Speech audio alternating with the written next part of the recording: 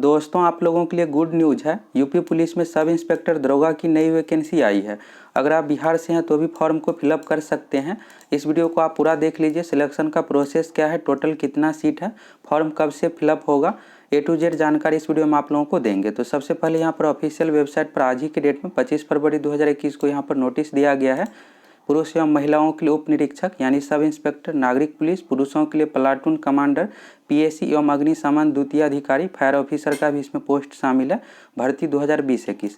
चलिए इस विज्ञापन को पूरा डाउनलोड करते हैं, इसको डिटेल्स में देख लेते हैं किस तरह से सिलेक्शन का प्रोसेस है इसमें। अब चलिए इस विज्ञापन को पूरा डिटेल्स में देख लीजिए। A to Z जानकारी इस वीडियो में आप लोगों को देंगे। सबसे पहले यहाँ पर पोस्ट का डिटेल्स दिया हुआ है, भर्ती 2020-21, और यहाँ पर सीट का डिटेल्स दिया हुआ है। सीट का डिटेल्स इसमें टोटल 9534 पदों पर वैकेंसी आई है, जिसमें से यहाँ पर सब इंस्पेक्टर का 9027 हो गया, 484 पीएसी प्लाटून कमांडर का हो गया और 23 है fire officer. Fire officer sub inspector level का ही पोस्ट है, फायरमैन से ऊपर का पोस्ट है फायर ऑफिसर। इसके बाद यहाँ पर देख लीजिए कैटेगरी वाइज यहाँ पर दिया हुआ है किस कैटेगरी में कितना सीट। अगर आप बिहार से हैं यानी अदर स्टेट से हैं, यूपी के अलावा किसी भी स्टेट अदर स्टेट से हैं आप, तो जनरल का यहाँ पर जो 3613 सीट है इसके लिए आप एलिजिबल है। आपका जितना भी अच्छा मार्क्स रहेगा उस अकॉर्डिंग आपका सिलेक्शन होगा। तो यहाँ पर जनरल सीट पर आप फाइट कर सकते हैं। बाकी यहाँ पर सभी कैटेगरी का है। EWS, इसके बाद हो गया अन्य पिछड़ा वर्ग, SC/ST कैटेगरी का यहाँ पर अलग अलग दिया हुआ है। तो सब इंस्पेक्टर का टोटल 9027 सीट है, जिसमें से अदर स्टेट वालों के लिए या फिर यूपी के भी जो कैंडिडेट है जनरल कैटेगरी से आते हैं तो 3613 सीट जनरल कैटेगरी का हो गया। यह सभी के लिए होता है। और इसी सीट में से 9027 सीट में से ही यहाँ पर हॉरिजेंटल आरक्षण दिया हुआ है, जिसमें से महिला के लिए 1805 रिजर्व है, भूतपूर्व सैनिक का 451 हो गया और यहाँ पर फ्रीडम फाइटर का 180 रिजर्व है।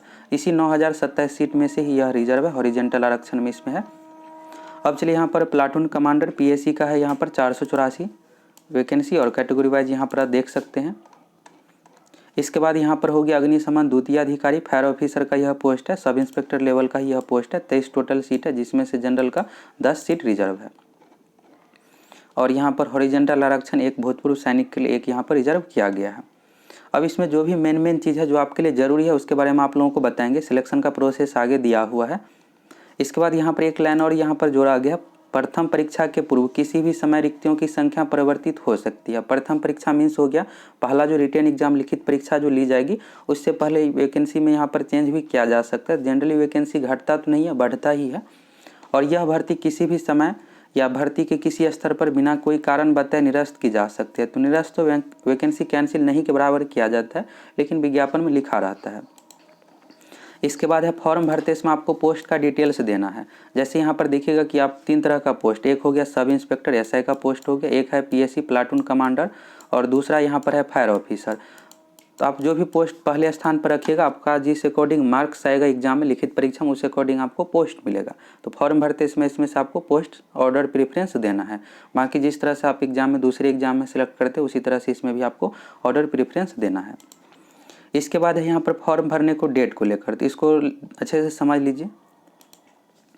आवेदन प्रारंभ होने की जो तिथि 1 अप्रैल 2021, अभी आपको 1 महीने का वेट करना पड़ेगा। 1 अप्रैल 2021 से फॉर्म फिलअप होगा और लास्ट डेट है 30 अप्रैल 2021 तक। एग्ज़ाम कुछ दिनों के बाद ली जाएगी। इसके बाद है आवेदन शुल्क के बारे में, तो 400 रुपये का ऑनलाइन पेमेंट करना है। फॉर्म भी आपको ऑनलाइन ही फिलअप करना है। इसके बाद है यहाँ पर राष्ट्रीयता, तो भारत का नागरिक होना चाहिए। अगर आप दूसरे स्टेट से भी है तो इस फॉर्म को फिलअप कर सकते हैं। इसके बाद क्वालिफिकेशन डिटेल्स में देख लीजिए। यहाँ पर उप निरीक्षक, नागरिक पुलिस एवं प्लाटून कमांडर पीएसी पद के लिए भारत में विधि द्वारा स्थापित किसी विश्वविद्यालय में स्नातक उपाधि यानी ग्रेजुएशन हो गया, BA BSc BCom BTech कोई भी डिग्री है ग्रेजुएशन लेवल का, आप इस फॉर्म को भर सकते हैं। उपाधि या सरकार द्वारा उसके समकक्ष मान्यता प्राप्त कोई अर्हता, ग्रेजुएशन लेवल का कोई भी डिग्री है तो आप इस फॉर्म को भर सकते हैं। इसके बाद यहाँ पर फायरमैन के लिए, यहाँ पर फायर ऑफिसर के लिए देख लीजिए, भारत में विधि द्वारा स्थापित किसी विश्वविद्यालय में विज्ञान में स्नातक उपाधि, ग्रेजुएशन जो इसमें मांगा जा रहा है साइंस से मांगा जा रहा है यानी BSc होना चाहिए। अगर आप आर्ट से हैं तो इस फॉर्म को नहीं भर सकते हैं। यह सिर्फ है फायर ऑफिसर के लिए। बाकी जो दरोगा के लिए है, किसी भी विषय से अगर आप ग्रेजुएशन किए हुए हैं तो फॉर्म को फिलअप कर सकते हैं। तो यहाँ से आपको क्लियर हो गया होगा। और यहाँ पर देख लीजिए कब तक ग्रेजुएशन कंप्लीट होना चाहिए। तो फॉर्म भरने का जो लास्ट डेट है यहाँ पर है आवेदन करने की अंतिम तिथि तक। आवेदन करने की अंतिम तिथि जो है 30 अप्रैल 2021 है। तो 30 अप्रैल 2021 तक ग्रेजुएशन कंप्लीट होना चाहिए। और कोई अगर आप एपियरिंग कैंडिडेट है, यानी 30 अप्रैल 2021 तक आपका रिजल्ट नहीं आया है, तो आप इस फॉर्म को नहीं भर सकते। यहाँ पर लिखा हुआ एपियरिंग कैंडिडेट के बारे में अभ्यर्थी पात्र नहीं होंगे। क्वालिफिकेशन डिटेल्स के बारे में यहाँ पर देख लिया। अब यहाँ पर अधिमानी अर्हताएँ हैं। अधिमानी अर्हताएँ जरूरी नहीं है, अगर आपके पास डिग्री है तो फॉर्म भरते इसमें इसकी जानकारी आप दे सकते हैं। यहाँ पर है अधिमानी अर्हता के कोई अंक नहीं होंगे, बल्कि 2 या 2 से अधिक अभ्यर्थियों के बराबर अंक प्राप्त करने की दशा में अधिमानी अर्हता के अभ्यर्थियों को परस्पर अधिनिवार्यता प्रदान की जाएगी। मान लीजिए लिखित परीक्षा में 2 कैंडिडेट का यहाँ पर 75 मार्क्स आ गया है, तो उस कंडीशन में अगर आपके पास यहाँ पर अधिमानी अर्हता है, वांछनीय योग्यता इसका मीन्स हुआ, अगर है तो दे सकते हैं, जरूरी नहीं है। उस कंडीशन में यहाँ पर अगर आपके पास इसमें से कोई डिग्री रहेगा तो आपको यहाँ पर प्राथमिकता दी जाएगी। वो सर्टिफिकेट यहाँ पर मांगा जा रहा है, तो नीलेट द्वारा या फिर यहाँ पर DOE-ACC द्वारा होना चाहिए। वो सर्टिफिकेट है तो दे सकते हैं। अगर आप प्रादेशिक सेना में न्यूनतम 2 वर्ष का अवधि तक सेवा की हो तो दे सकते हैं, या फिर NCC कैडेट B सर्टिफिकेट अगर आपके पास है तो दे सकते हैं। तो इसके बारे में यह जरूरी नहीं है। शैक्षणिक योग्यता की बात करें तो फॉर्म भरने के लिए स्नातक पास होना चाहिए सब इंस्पेक्टर के लिए। किसी भी विषय से अगर आप स्नातक पास है तो सब इंस्पेक्टर उप निरीक्षक का फॉर्म भर सकते हैं। अब आयु के बारे में यहाँ पर दिया हुआ, तो इसको आप समझ लीजिए अच्छे से। भर्ती के लिए आवश्यक है कि अभ्यर्थी दिनांक 1 जुलाई 2021 को न्यूनतम उम्र 21 वर्ष, अधिकतम उम्र 28 वर्ष। SC ST की उम्र में छूट भी किया गया है, तो आगे इसके बारे में दिया हुआ है, तो इसके बारे में आगे बात करेंगे। न्यूनतम उम्र का जो कंडीशन है 1 जुलाई 2021 तक, 1 जुलाई 2021 को न्यूनतम उम्र जो होना चाहिए 21 साल होना चाहिए। अगर 21 साल कंप्लीट हो गया है तो आप इस फॉर्म को फिलअप कर सकते हैं। अधिकतम उम्र यहाँ पर जनरल कैटेगरी का 28 वर्ष हो गया। SC ST अन्य पिछड़ा वर्ग में उम्र में छूट है, आगे इसके बारे में बताया गया है। करेक्टर सर्टिफिकेट के बारे में यहाँ पर है, तो जब आप वेरिफिकेशन के लिए जाइएगा तो करेक्टर सर्टिफिकेट देना पड़ेगा। इसके बाद है वैवाहिक परास्थिति, इसका यहाँ पर दिया हुआ है। तो यहाँ पर है अगर 2 या यहाँ पर 1 से अधिक अगर पत्नी जीवित हो तो ऐसे अभ्यर्थियों को अपात्र घोषित किया जाता है। अगर 1 वाइफ है तो कोई दिक्कत नहीं है, 2 नहीं होना चाहिए। तो इसी के बारे में यह सभी जॉब के लिए लागू होता है। इसके बाद है यहाँ पर शारीरिक स्वच्छता, यानी बिल्कुल शारीरिक सही होना चाहिए, मानसिक रूप से सही होना चाहिए, इसके बारे में यहाँ पर दिया हुआ है। भर्ती प्रक्रिया के बारे में यहाँ पर है, तो नियमावली 2020 के अकॉर्डिंग 7म संशोधन 2020 नियमावली के अकॉर्डिंग की जाएगी, तो यहाँ पर है। अब चलिए यहाँ पर दिया गया है ऑनलाइन लिखित परीक्षा। तो सबसे पहले आपको क्या करना है कि फॉर्म फिलअप करना है। फॉर्म कब से फिलअप होगा? 1 अप्रैल 2021 से, लास्ट डेट है 30 अप्रैल 2021 तक फॉर्म फिलअप कीजिएगा। इसके बाद एडमिट कार्ड जारी होगा, ऑनलाइन एग्जाम लिया जाएगा। इसके बारे में यहाँ पर बताया गया है 2020 7म संशोधन नियमावली के अकॉर्डिंग यहाँ पर 400 अंकों की ऑनलाइन लिखित परीक्षा ली जाएगी और वस्तुनिष्ठ प्रकार यानी ऑब्जेक्टिव टाइप का क्वेश्चन पूछा जाएगा। एग्जाम ऑनलाइन होगा। यहाँ पर विषय दिया हुआ है, पहला विषय है समान हिंदी, दूसरा है मूल विधि, संविधान, समान ज्ञान। यहाँ पर मूल विधि जो है यहाँ पर CRPC IPC से रिलेटेड क्वेश्चन पूछा जाता है। इसके बाद है संख्यात्मक एवं मानसिक योग्यता परीक्षा, रीजनिंग और मैथ हो गया। इसके बाद है मानसिक अभिरुचि परीक्षा, बुद्धि लब्धि परीक्षा और तार्किक परीक्षा। इसमें ज़्यादातर क्वेश्चन जो है जिस तरह से यहाँ पर सब इंस्पेक्टर दरोगा का जो काम होता है उसी से रिलेटेड रहता है। रीजनिंग में इस तरह का दिया हो रहेगा, घटना दिया हो रहेगा कि इस कंडीशन में आपको क्या करना है, तो उससे रिलेटेड और रीजनिंग का भी क्वेश्चन पूछा जाएगा। हिंदी हो गया 100 अंक। और इसके बाद यहाँ पर मूल विधि है, IPC से रिलेटेड रहेगा क्वेश्चन, बहुत ज़्यादा नहीं रहता है। यहाँ पर 3 सेक्शन हो गया, संविधान तो पॉलिटिकल साइंस पूरा हो गया, और समान ज्ञान GK में हो गया, UP GK से related, history, polity, geography, economics सब विषय यहाँ पर आगे 100 अंक हो गया।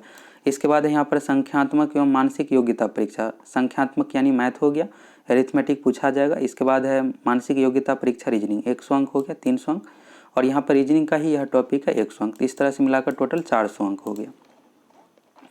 इसके बाद है परीक्षा के लिए आपको 2 घंटे का समय मिलेगा, और यहाँ पर बहुत ज़्यादा कैंडिडेट फॉर्म फिलअप करेगा, तो इस कारण से 1 से अधिक तिथि में परीक्षा ली जाएगी, 1 से अधिक शिफ्टों में। अब यहाँ पर 1 से अधिक शिफ्ट में एग्जाम ली जाएगी, तो नॉर्मलाइजेशन भी एग्जाम में किया जाएगा। इसी के बारे में यहाँ पर है, नॉर्मलाइजेशन में इक्विटाइल परसेंटाइल मेथड लागू किया जाएगा। इसके बाद है यहाँ पर एक चीज़, इसको आप समझ लीजिए, प्रत्येक विषय में जो आपको कम से कम 35% अंक लाना पड़ेगा। यहाँ पर जो है 4 विषय दिया हुआ, जैसे हिंदी है तो हिंदी में 100 में से 35 अंक होना चाहिए सभी विषय में, और टोटल 400 अंक हो गया। तो 400 का ओवरऑल मिलाकर 50% आपको कम से कम अंक लाना पड़ेगा, नॉर्मलाइज्ड मार्क ही रहना चाहिए, यानी 200 अंक आपको कम से कम लाना ही पड़ेगा, चाहे सीट खाली रह जाए लेकिन आपका सिलेक्शन नहीं होगा।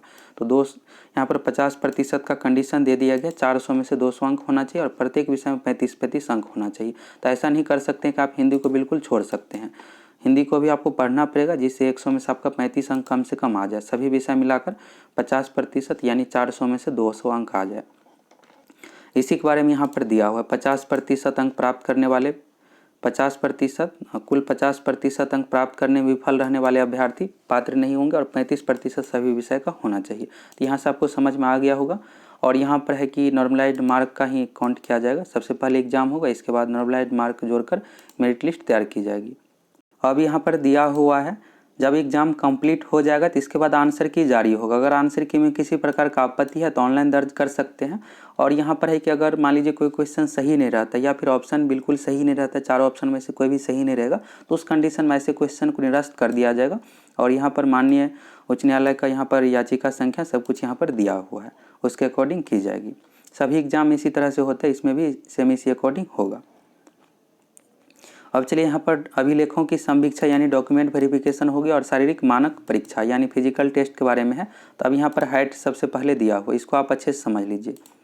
हाइट जो चाहिए सामान्य कैटेगरी हो गया, अन्य पिछड़ा वर्ग, अनुसूचित जाति, एससी कैटेगरी, तीनों मिलाकर यहाँ पर हो गया न्यूनतम हाइट 168 सेंटीमीटर पुरुषों के लिए और एसटी कैटेगरी के लिए 160 सेंटीमीटर है। इसके बाद यहाँ पर सीना है तो 5 सेंटीमीटर फूलना चाहिए, न्यूनतम होना चाहिए 79 सेंटीमीटर, न्यूनतम 5 सेंटीमीटर सीने का फुलाव अनिवार्य है। अब यहाँ पर महिलाओं का हाइट दिया हुआ है, महिलाओं का जो हाइट है सामान्य कैटेगरी हो गया, अन्य पिछड़ा वर्ग और अनुसूचित जाति, एससी कैटेगरी का मिलाकर हो गया 152 सेंटीमीटर और एसटी कैटेगरी से अगर आप आते हैं तो 147 सेंटीमीटर है। तो महिलाओं का हाइट बहुत कम है, हाइट के कारण से कोई भी दिक्कत किसी को नहीं होना चाहिए, 152 ही रखा गया है। इसके बाद महिला अभ्यर्थियों के लिए न्यूनतम वजन है 40 किलोग्राम, तो वजन को लेकर भी दिक्कत नहीं होगा, 40 ही किलोग्राम है न्यूनतम वजन का कंडीशन, तो इसको लेकर भी कोई दिक्कत नहीं होगा। इसके बाद है यहाँ पर अभिलेखों की समीक्षा से रिलेटेड डॉक्यूमेंट वेरिफिकेशन के बारे में इसमें पूरा दिया हुआ है, फिजिकल होने के बाद डॉक्यूमेंट वेरिफिकेशन के लिए बुलाया जाएगा।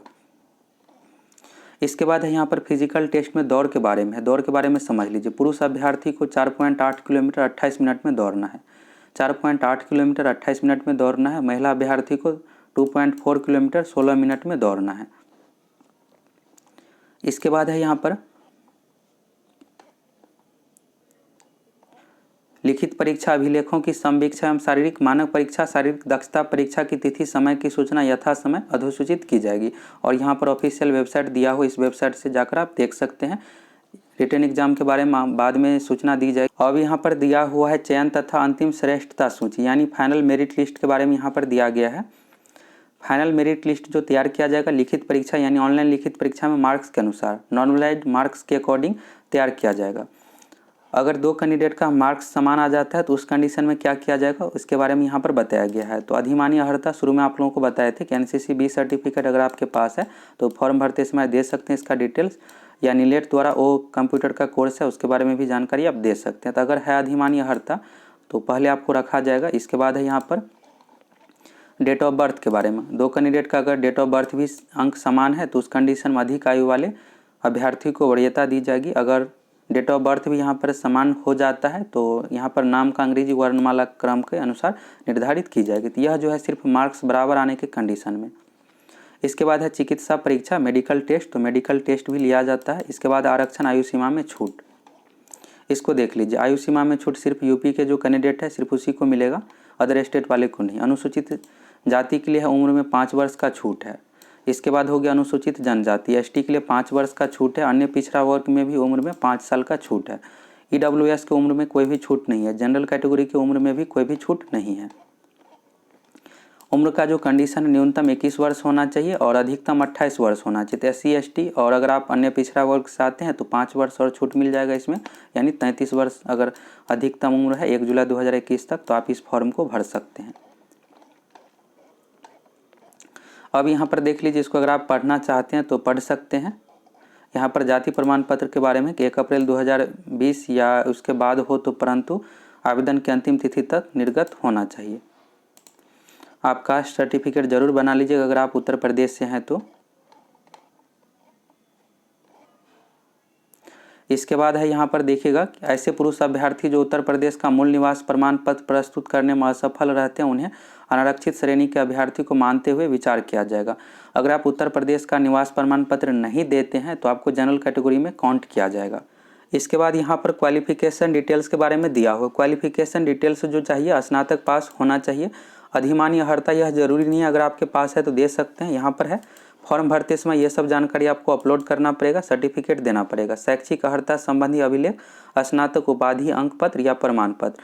मार्कशीट आपको ग्रेजुएशन का देना है फाइनल ईयर का। अगर प्रमाण पत्र सर्टिफिकेट आ गया है फाइनल ईयर का तो सर्टिफिकेट भी आप अपलोड कर सकते हैं।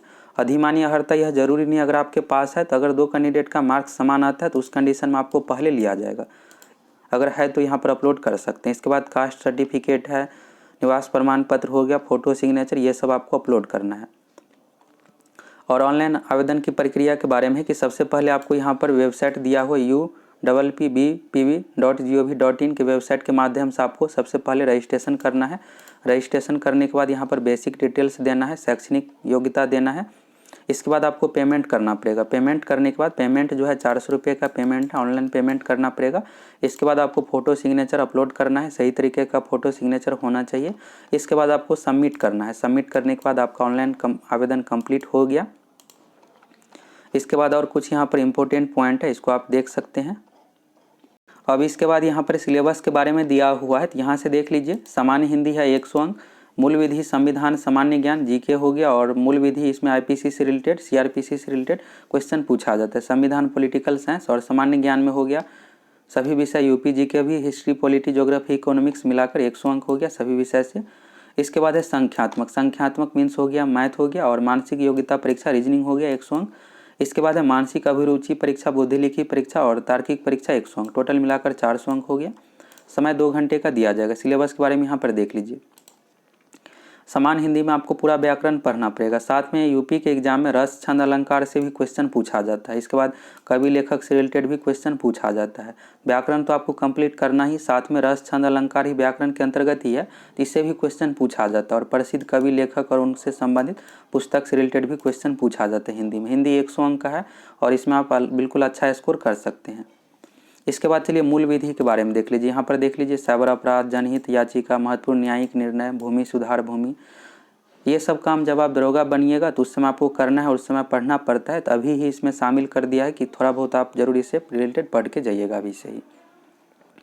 इसके बाद है संविधान, तो यह पॉलिटिकल साइंस का ही है। पॉलिटिकल साइंस आप पूरा पढ़ लीजिएगा, उसी से हो जाएगा। मौलिक अधिकार, मौलिक कर्तव्य, नीति निर्देशक तत्व, संसदीय व्यवस्था यानी हो गया लोकसभा, राज्यसभा, राष्ट्रपति, केंद्र राज्य संबंध, ये सब टॉपिक, निर्वाचन आयोग। इसके बाद यहाँ पर सामान्य ज्ञान। सामान्य ज्ञान में यहाँ पर है सामान्य विज्ञान, स्वास्थ्य ज्ञान, इसके बाद भारत के इतिहास, सामान्य ज्ञान, जीके में जितने भी विषय है सभी हो गया। साथ में आपको यूपी से रिलेटेड भी पढ़ना है। यहाँ पर है उत्तर प्रदेश की शिक्षा संस्कृति, सामाजिक प्रथाओं के संबंध, विशिष्ट जानकारी, उत्तर प्रदेश राजस्व, पुलिस, सामान्य प्रशासन, प्रशासनिक व्यवस्था, ये सब यूपी से रिलेटेड भी आपको पढ़ के जाना है। इसके बाद है रीजनिंग, तो यहाँ पर देख लीजिए मैथ का यहाँ पर टॉपिक है। मैथ में जो है यहाँ पर एरिथमेटिक हो गया। एरिथमेटिक का जितने भी टॉपिक है, संख्या पद्धति, सरलीकरण, एलसीएम, एचसीएफ, अनुपात, औसत, समय कार्य, मेंसुरेशन, क्षेत्रमिति, समय दूरी, ये सब टॉपिक से क्वेश्चन पूछा जाएगा। मैथ आपको पूरा पढ़ के जाना है। इसके बाद हो गया रीजनिंग, तो रीजनिंग में भी आप सभी टॉपिक जरूर पढ़ के जाइएगा। सभी टॉपिक का यहाँ पर नाम है।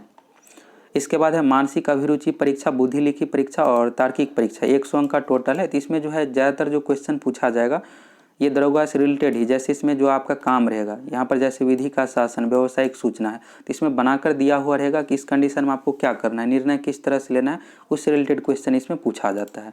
इसके बाद है बुद्धि लब्धि परीक्षा, तो यहाँ पर देख लीजिए संकेत लिपि, सांकेतिक लिपि को समझना, वेन आरेख हो गया, चार्ट, इससे रिलेटेड, यह तो हो गया रीजनिंग का ही टॉपिक है।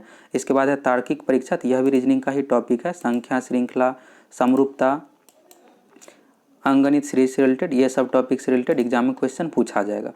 इसके बाद सर्टिफिकेट का फॉर्मेट दिया हुआ है, किस तरह का जाति प्रमाण पत्र का फॉर्मेट होना चाहिए इसके बारे में है। तो अगर आप यूपी से हैं तो आपको सर्टिफिकेट भी बनाना पड़ेगा। जाति प्रमाण पत्र, आवासीय प्रमाण पत्र, EWS से आते हैं तो EWS सर्टिफिकेट, ये सब सर्टिफिकेट वेरिफिकेशन के समय मांगा जाएगा। तो अगर आपके पास सर्टिफिकेट नहीं है तो ज़रूर बना लीजिए। अगर आप बिहार से हैं तो ये सब सर्टिफिकेट आपको नहीं देना पड़ेगा, क्योंकि आप जनरल कैटेगरी से फॉर्म फिलअप कीजिएगा। वैकेंसी से संबंधित जो भी जानकारी थी आप लोगों को दे दी है। फिर भी अगर आपको कोई भी डाउट है तो इस वीडियो को आप पूरा देख लीजिएगा। इसमें सिलेक्शन किस प्रकार से होगा, सिलेबस क्या है, एज कब से काउंट किया जाएगा, सभी जानकारी इस वीडियो में आप लोगों को दे दिया है। अगर आप चैनल पर नए हैं तो चैनल को सब्सक्राइब करके ज़रूर जुड़ जाइए।